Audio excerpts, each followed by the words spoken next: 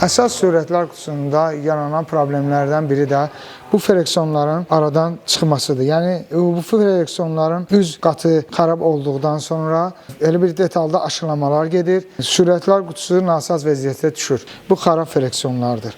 Freksiyonlar xarab olanda bu vəziyyətə düşür.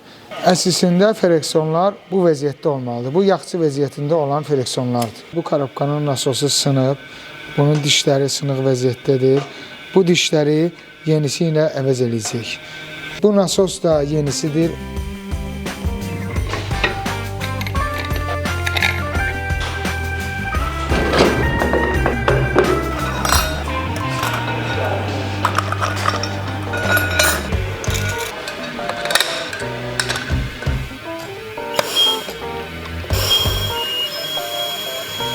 Bu o demək ki, təzyiqi saxlayır. Hörmətli sürücülər, siz mühərrikin yağını dəyişəndə məsləhət görünür ki, korobkanın yağını yoxladasınız.